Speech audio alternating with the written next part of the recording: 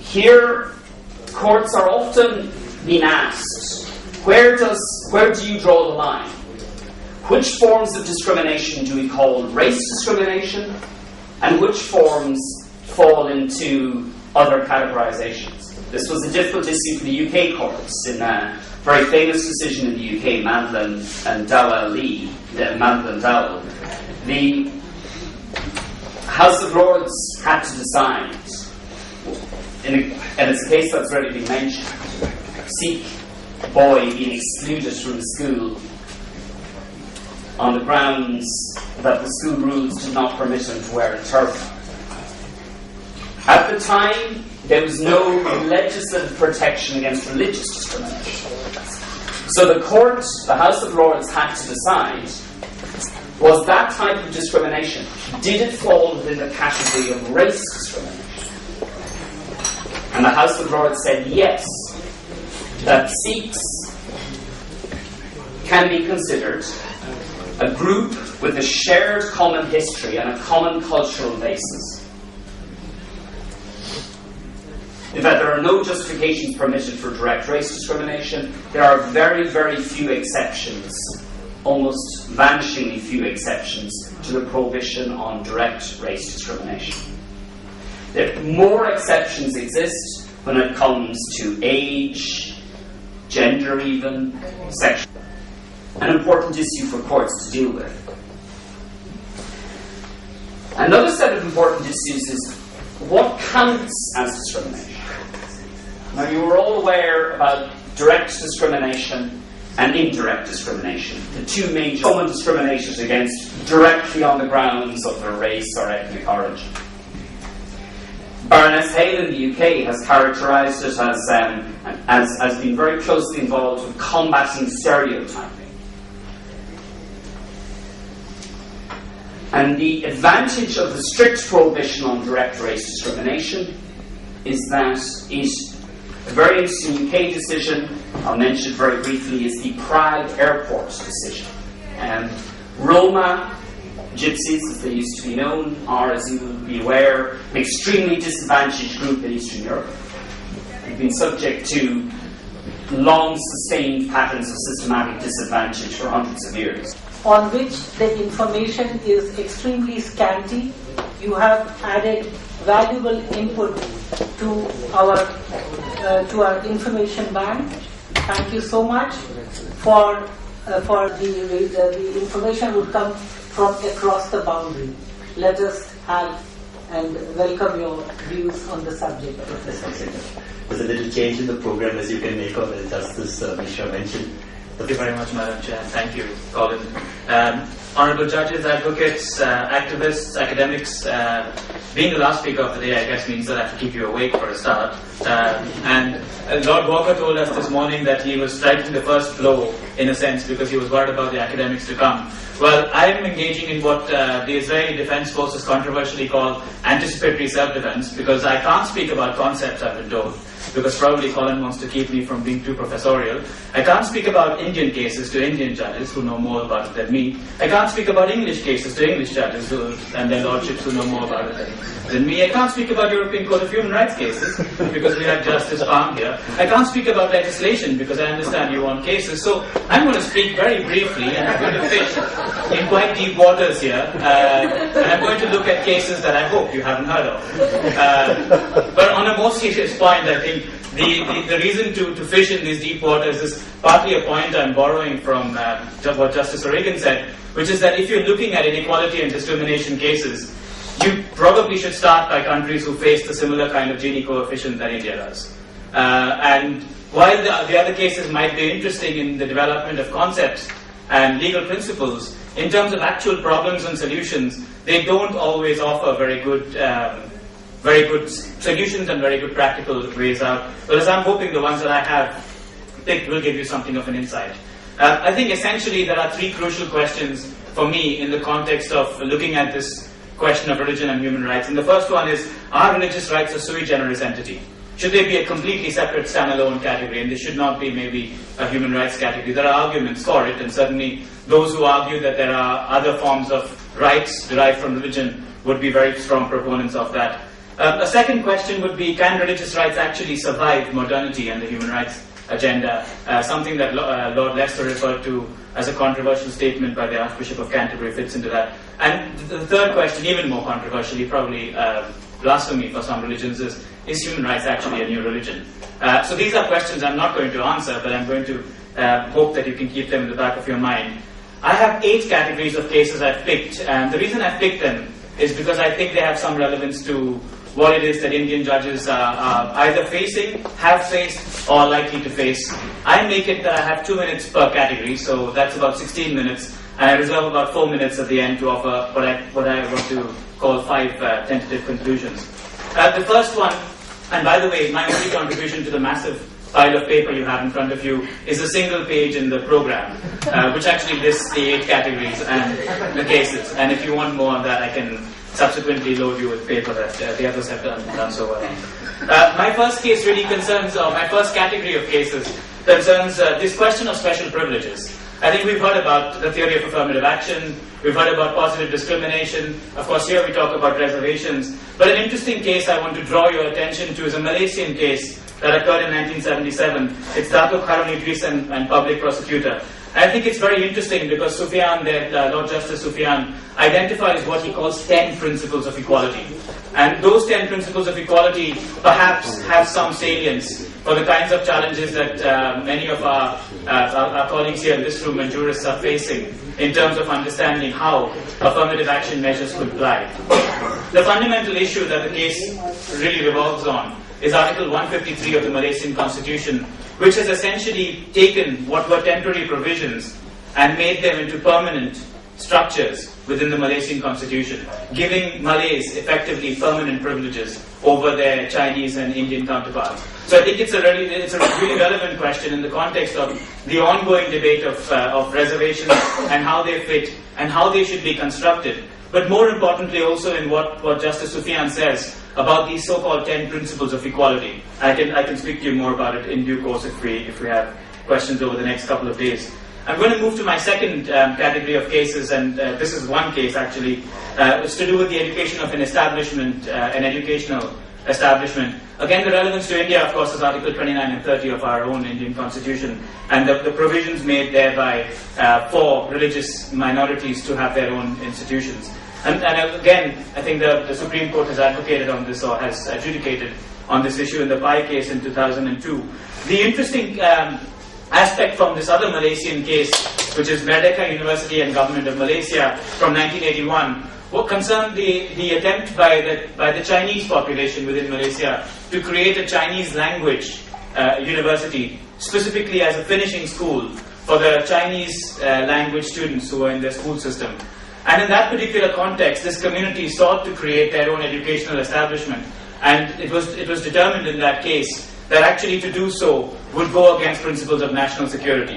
Now, we all understand, and probably will hear much more from Lord Walker tomorrow, about how the security structure has redefined what we think of as human rights values. But this is 1981, so this is long before September 11. And I think it shows the extent to which states have reserved for themselves, perhaps in the ECHR language, a margin of appreciation to interpret norms of national security. And in that particular context, the Malaysian court upheld the decision not to give the Chinese a chance to build their own university, which proved controversial and continues to prove controversial today. My third, I hope I'm doing okay on my 2 minutes per category. My third category really is to do with religious conversion. Again, an issue I think that we have seen perhaps in an Indian context and we're likely to see. It takes into account a whole range of issues, including proselytization and a whole series of other like-minded issues. In Malaysia, by the way, this has been a very, very controversial area. A particularly controversial case being the Lina Joy case, in which Lina Joy, who converted from Islam to Christianity, was deemed an apostate and thereby subject to the death penalty, which of course wasn't executed at the final moment. But a really more controversial case concerns Susie Teo, and again you have the case reference in my sheet. Susie Teo was at the time a 16-year-old Chinese girl who decided to convert to Islam. Because of the structure of the Malaysian Constitution and these privileges in Article 153, there are real incentives for minority communities to convert to Islam. Susie Teo went ahead to do that. Her parents sought to prevent her from doing this and went to a constitutional court to argue that as a minor, because she was 16 years of age, she didn't have the right to make this determination herself, and that they, as her parents, could do that for her. Now, interestingly, Malaysia has a very much a parallel jurisdiction with Sharia courts operating alongside constitutional courts, and the question became whether constitutional courts actually had jurisdiction. And it was determined that they didn't, because according to Sharia law, Susie Teo had achieved majority because of the fact that she was menstruating. And so it was determined that she could then determine for herself what steps she could take. Again, a particularly adverse decision in the context of minorities, a loophole that was subsequently fixed by the government through legislation, but it was irrelevant anyway because by that stage Susie Teo had turned 18. Again, I think it's a case that you might want to look at in more detail. Another case that came up, and I think it came up in an earlier context, and this occurred in Israel. It's Rufusson and the Minister of Interior, where Rufusson was essentially denied citizenship of the State of Israel after he converted to Christianity from Judaism. And the argument really was, well, the judges there upheld the fact that Israel was constituted as a state, as a homeland for Jewish people, and therefore the fact that this individual who was previously Jewish, who was now Catholic, could then be denied his citizenship right. Quite a controversial decision, an old one, 1962, but nonetheless I think that remains quite a prominent feature of Israeli constitutional law. My fourth category then of cases is to do with recognition of religious groups. Again, we had some allusion to this in the Klimenos case against Greece, which Justice Palm referred to earlier. Again, another issue here there is this issue of recognition of religious groups quite widely prevalent. We face it across the border in Pakistan, where the Ahmadis, for instance, aren't recognized, and the Baha'i face particular problems in Iran. And in this particular case that I picked out, the Jehovah's Witness face a number of problems with regards to being recognized as a religious group. My case comes from Singapore. It's Colin Chan and PP, and it was where the Singaporean Constitutional Court decided to deregister Jehovah's Witnesses on the grounds that their individuals refused to serve in the military because they had Pacific principles. Again, controversially, Chief Justice Yong in that case said that this was a question of national security. You couldn't actually have a group that had these specific principles because in a context like Singapore, where you had voluntary military, where you had compulsory military service, this would undermine the state.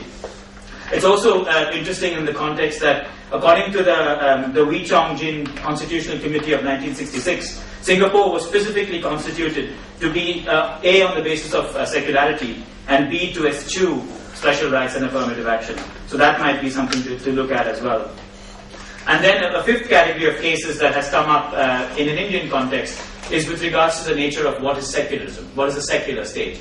And again, we have this Valsama decision going back to 1996 stressing that secular doesn't mean atheist, that secular it just means religiously neutral. And we have similar kinds of decisions in Colombia, a Constitutional Court of Colombia decision in 1993, C-207, where you had, in the aftermath of Colombia as a state deciding that they were no longer going to be a Catholic, a Christian country, and were going to be instead a secular country, these issues arose once again about special treatment and the extent to which the church could gain special protection. In that case, it was a land rights question.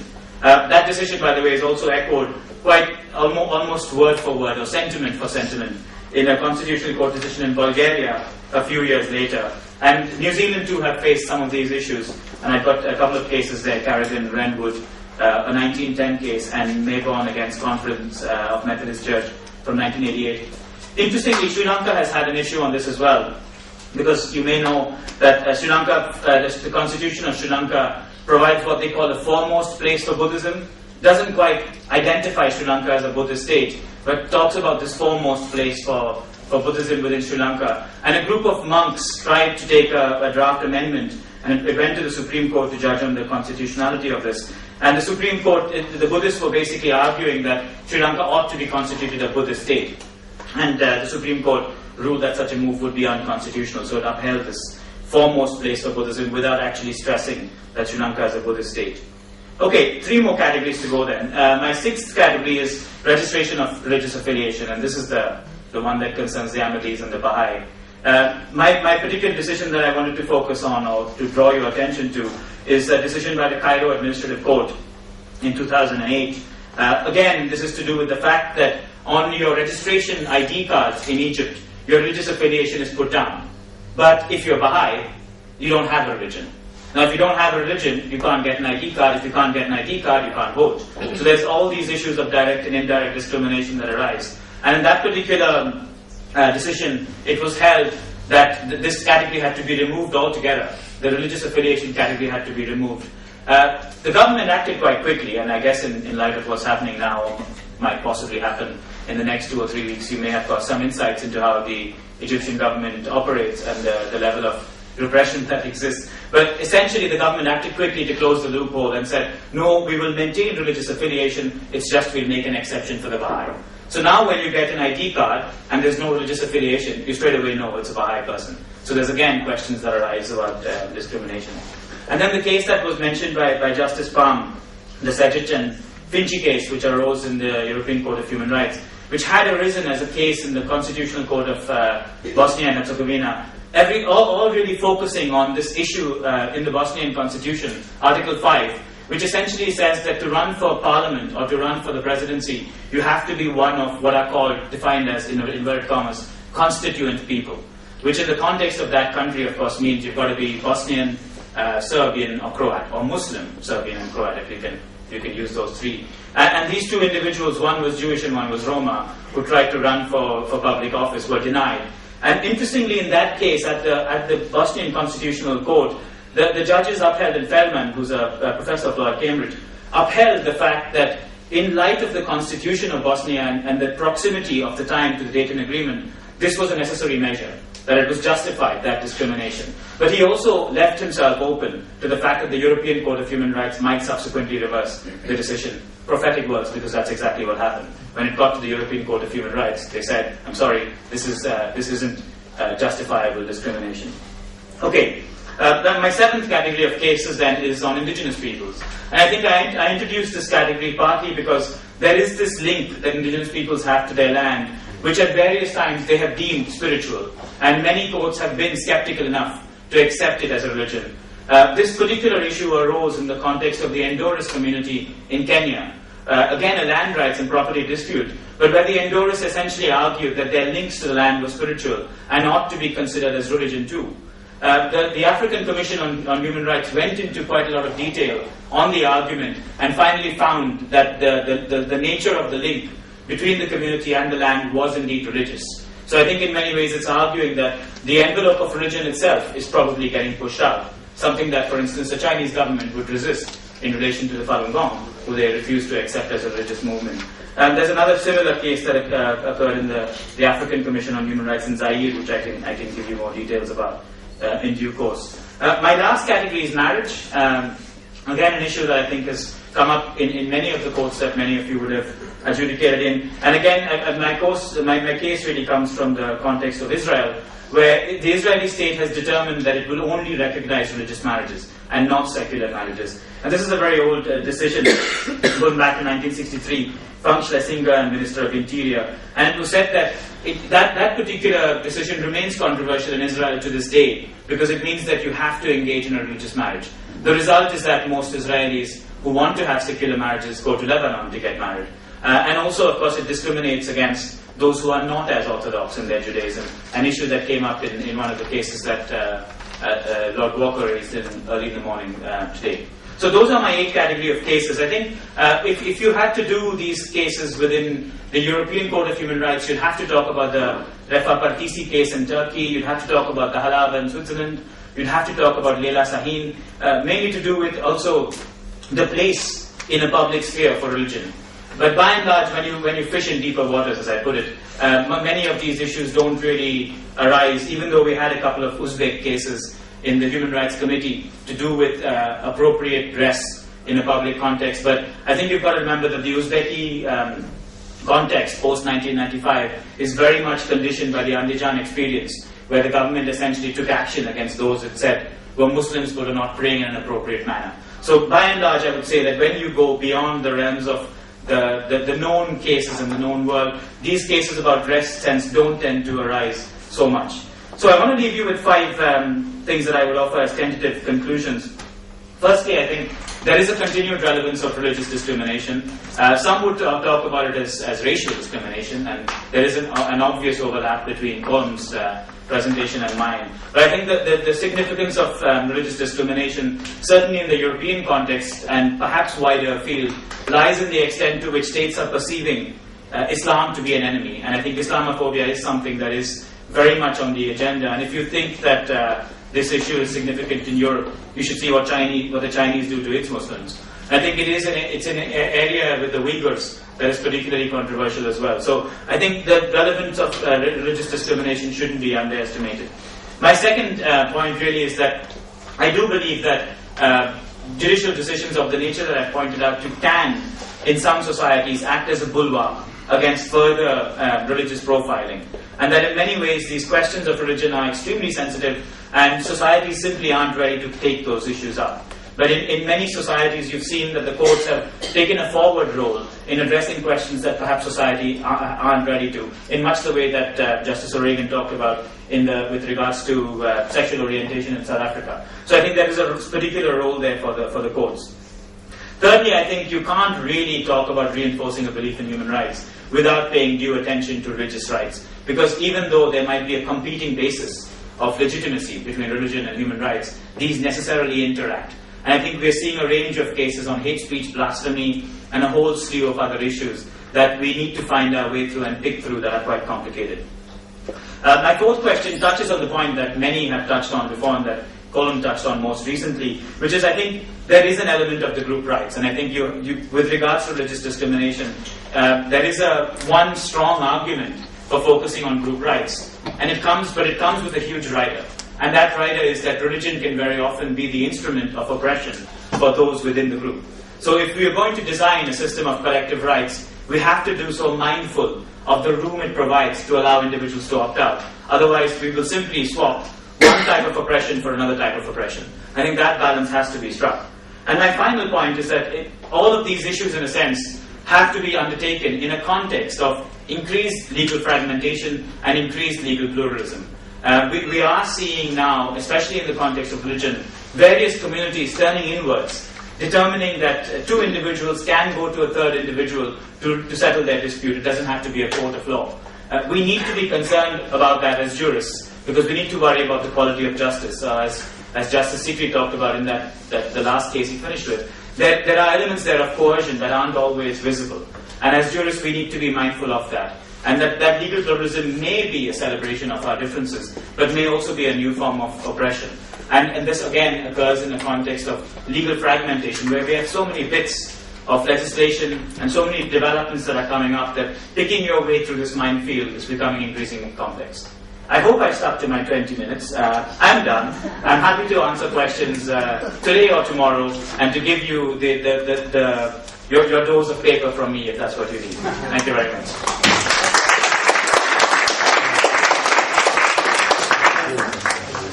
So